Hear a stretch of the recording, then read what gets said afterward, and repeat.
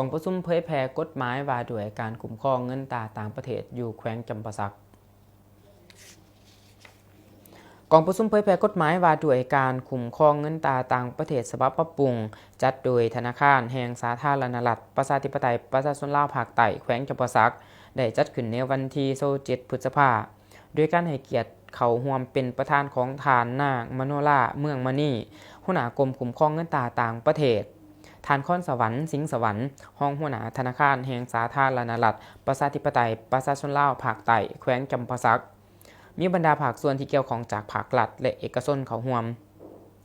ท่านนางมโนราเมืองมณีได้กล่าวว่ากองประชุมเผยแพร่กฎหมายว่าด้วยการคุ้มครองเงินตราต่างประเทศในครั้งนี้แม้นมีความหมายความสำคัญเนื่องจากปัญหาการคุ้มครองเงินตราต่างประเทศแม้นปัญหาเร่งด่วนของภาครัฐบาลในการแก้ไขปัญหาที่ติดพันต่างๆเวียกการคุ้มครองเงินตราต่างประเทศแม้นเวียกหนึ่งที่ติดพันสนิทแน่นกับทุกของเขตเวียกงานนับทั้งศูนย์กลางหอดท้องถิ่น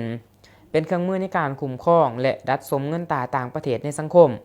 คุ้มครองการนำเงินเข้าออกของนักลงทุนภายในและต่างประเทศผู้ประกอบการนำเข้าส่งออกบุคคลนิติบุคคลที่ถือครองเงินตราต่างประเทศให้เข้าสู่ระบบและระเบียบกฎหมายเทื่อละก้าวสนั่นคันเทิงจึงได้มีการปรับปรุงและสร้างนิติกรรมที่เกี่ยวข้องเป็นแต่ละระยะพร้อมทั้งมีการจัดตั้งเผยแพร่ในขอบเขตทั่วประเทศโดยเฉพาะเขตภาคใต้ที่ธนาคารแห่งสาธารณรัฐประชาธิปไตยประชาชนลาวภาคใต้แขวงจำปาสักคุ้มครองเพื่อให้รับรู้และเสริมซึมอย่างทั่วถึงกันท่านนางมโนราเมืองมณีให้หูตื่มอีกว่าปัจจุบันกฎหมายว่าด้วยการคุ้มครองเงินตราต่างประเทศฉบับปรับปรุงเลขที่15/สพสลงวันที่7 กรกฎาคมปี2022ได้ออกมาเปลี่ยนแทนกฎหมายว่าด้วยการคุ้มครองเงินตราต่างประเทศฉบับเลขที่55/สพสลงวันที่22 ธันวาคมปี2014จุดประสงค์ก็เพื่อส่งเสริมการจราจรเงินตราการค้าการบริการการลงทุนให้มีประสิทธิภาพสร้างความเข้มแข็งฐานะการชำระกับต่างประเทศและคลังสำรองเงินตรา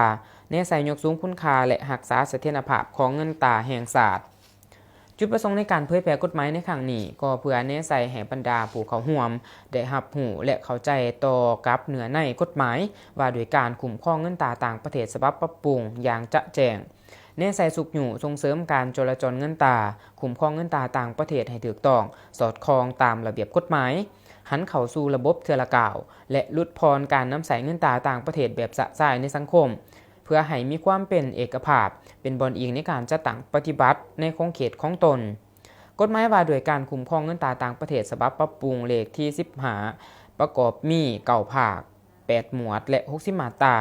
ซึ่งกฎหมายฉบับนี้ได้กำหนดหลักการระเบียบการและมาตรการเกี่ยวกับการคุ้มครองเงินตราการค้าการบริการการลงทุนให้มีประสิทธิภาพประสิทธิผลสร้างความเข้มแข็งฐานะการชำระกับต่างประเทศและคลังสำรองเงินตราต่างประเทศแนวใส่ยกสูงคุณค่าและรักษาเสถียรภาพของเงินตราแห่งชาติเปิดกว้างการพัวพันร่วมมือเศรษฐกิจกับต่างประเทศประกอบส่วนเขาในการพัฒนาเศรษฐกิจสังคมของชาตินอกนี้ยังได้รับฟังการเผยแพร่ข้อตกลงฉบับเลขที่